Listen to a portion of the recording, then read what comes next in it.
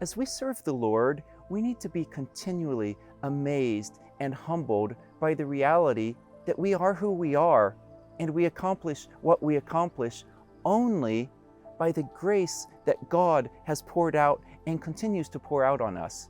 Unfortunately, we can so easily get caught up in building our ministries and our churches. Our hearts get drawn away from their focus on Christ, and we begin to put our focus on growing and expanding and competing with other ministries for recognition. As A.W. Tozer says, often the case is that we have become so engrossed with the work of the Lord that we have forgotten the Lord of the work. In today's reading from 1 Chronicles 25 to 29, we're reminded that no matter how small our service may be to the Lord or how big it may seem, we should do it all with complete amazement that the Lord of the universe has invited us to serve Him. Chapter 25, we see a list of all those who served as singers and musicians, the people who would lead all the children of Israel in giving thanks and praise to the Lord. And look at what it says in verse 8. It says, they cast lots for their duties, the small as well as the great, the old as well as the young, the teacher as well as the student. They weren't seeking as individuals to rise to greater heights in ministry. They weren't competing for promotions and status and privilege among the people of God. No matter who they were, no matter how gifted they were, they simply allowed the Lord to determine their lot, and then they just did whatever it was that He gave them to do. Chapter 26, we see lists of people who were in charge of guarding the gates of Jerusalem and those who were in charge of guarding the treasuries in the temple. Some of them were described as men of great abilities. Some were described as mighty men of valor. They make a special note that Obed-Edom was greatly blessed by God. But those blessings and abilities didn't result in greater levels of privilege or comfort or big positions among God's people. They all served according to the lot that was determined by the Lord. Chapter 27, we see lists of those who were commanders in the army, those who were in charge of overseeing the storehouses and the vineyards, the olive groves, the sheep, the cattle, the donkeys, not to mention all the workers who worked under their leadership.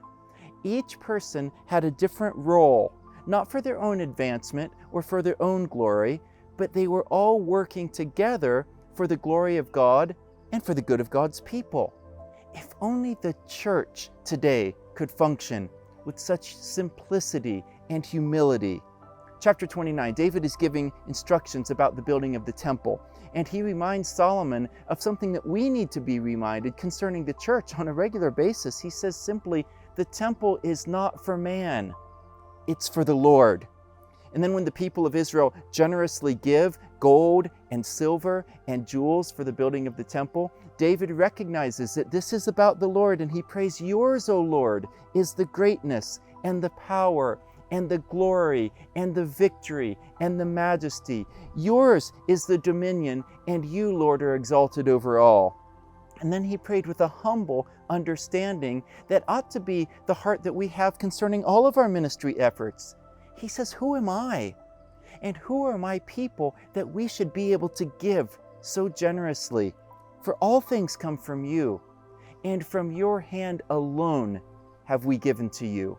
Whatever we teach, preach, sing, build, publish, or accomplish, that needs to be our understanding in ministry, that it has all come from Him. When the Corinthians were proud and competing for status and recognition about their spiritual gifts and their ministry abilities, the Apostle Paul humbles them and says, what do you have that you weren't given? In other words, everything that you can do, everything that you have done, it's all because of the gift of God's grace, so you've got nothing to boast about. It's an amazing thing when you stop and think about it. God, the one who has everything, gives Himself to us, the ones who have nothing. In response, we give ourselves to Him in ministry, and then He does in us and through us what only He can do. And then in the end, we stand before Him, and He says, well done, and He rewards us for what He Himself did. So whenever we serve the Lord, no matter how big or small our acts of ministry are, our heart before Him needs to be that humble amazement that says, who are we?